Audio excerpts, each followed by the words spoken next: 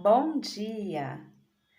Estamos de volta com as reflexões matinais, a Corsa da Manhã. Nesta série de mensagens, estamos estudando o tema Encontre sua identidade em Cristo. Iniciamos ontem o seguinte título: Você está quebrado e é imperfeito. E hoje vamos dar continuidade, explicando um pouco melhor a respeito do pecado. Sim, se nós queremos encontrar a nossa identidade em Cristo, precisamos entender o que nos afasta da verdadeira imagem de Deus em nós, o pecado. O pecado é historicamente consistente e pessoalmente difundido. Ele nubla e escurece. O pecado nos sobrecarrega e nos derruba. Escraviza-nos a coisas implacáveis que tentamos desesperadamente superar, mas nos sentimos frustrantemente incapazes de debelar. Todo mundo lida com as principais linhas do pecado: a concupiscência da carne, a concupiscência dos olhos e o orgulho da vida, como está escrito em 1 João, capítulo 2, versículo 16. Porque tudo que há no mundo, os desejos da carne, os desejos dos olhos, a soberba da vida, não procede do Pai, mas procede do mundo.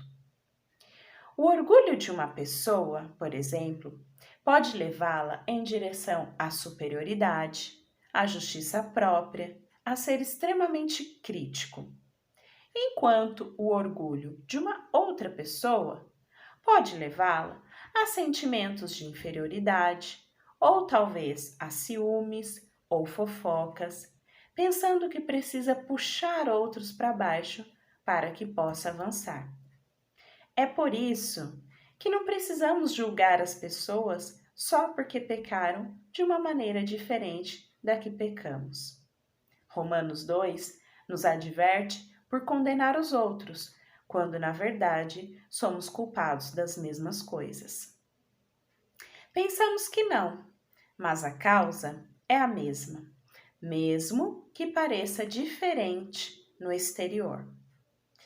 Vamos confirmar isso lendo Marcos capítulo 7, versículos 21 a 23. Marcos 7, de 21 a 23.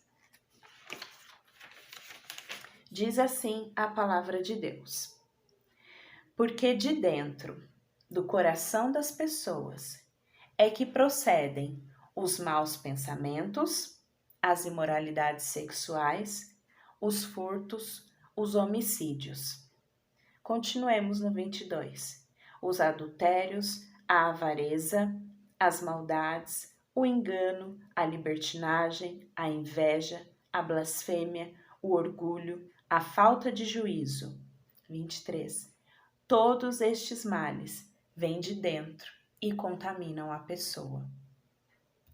Todos nós violamos as leis de Deus e somos culpados diante dele.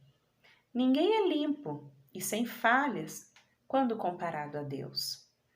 Todos temos motivos suficientes para um veredito de culpa, como nos diz Tiago, capítulo 2, versículo 11. Porque aquele que disse, não cometa adultério, também ordenou, não mate. Ora, se você não comete adultério, porém mata, acaba sendo transgressor da lei.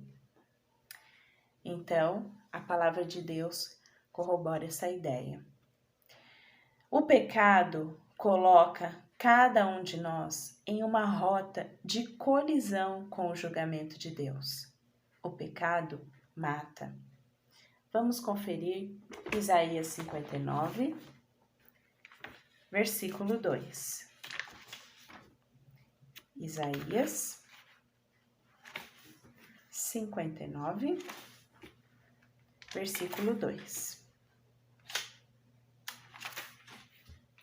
Mas as iniquidades de vocês fazem separação entre vocês e o seu Deus, e os pecados que vocês cometem o levam a esconder o seu rosto de vocês, para não ouvir os seus pedidos.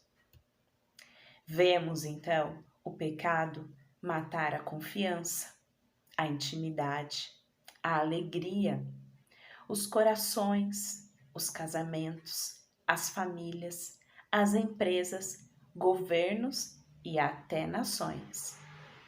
Vamos conferir? Provérbios, capítulo 14, versículo 34. Diz assim a palavra de Deus: a justiça é a glória da nação, mas o pecado é a vergonha dos povos. Podemos colocar a culpa pelos nossos pecados em nosso contexto familiar, nas tragédias, nas trágicas experiências dolorosas do nosso passado, nas injustiças do mundo ou na nossa presunção de que Deus não foi bom para nós. Lembra de Fred? Podemos justificar qualquer pecado em nossas vidas. Eu posso fazer isso, você também. Mas devemos assumir a responsabilidade pelo que fizemos. Somos feitos à imagem de Deus, com a inteligência, liberdades, recursos e escolhas que recebemos. Quando pegamos o volante e conduzimos nossas vidas da maneira que queremos, muitas vezes acabamos no hábito do pecado contínuo. Você se sente disposto a fazer alguma coisa para sair desse padrão de pecado? Você pode. Porque apesar de honestamente merecermos a ira de Deus, Ele nos convida a nos achegarmos a Ele através de sua grande misericórdia. Devemos nos achegar humildemente pela fé. Ele pode poderosamente transformar a minha culpa, a sua culpa em perdão, o nosso vazio em esperança, nossa inquietação em paz e trazer misericórdia e cura a todos os cantos feridos dos nossos corações cansados. Ele não está dormindo e não é indiferente a nós. Jesus nos faz um convite e nós vamos terminar a nossa devocional de hoje com este convite. Está em Mateus, no capítulo 11, versículo 28. É um convite para mim, um convite para você. Qual a resposta nós vamos dar a esse convite? Venham a mim, todos vocês que estão cansados e sobrecarregados, e eu os aliviarei. Esse é o convite do nosso Pai amoroso. É o convite de Jesus para mim e para você. Qual a sua resposta a este convite? Deus te abençoe. Excelente final de semana. Retornamos na segunda, se Deus quiser, com as nossas reflexões matinais, a Corsa da Manhã.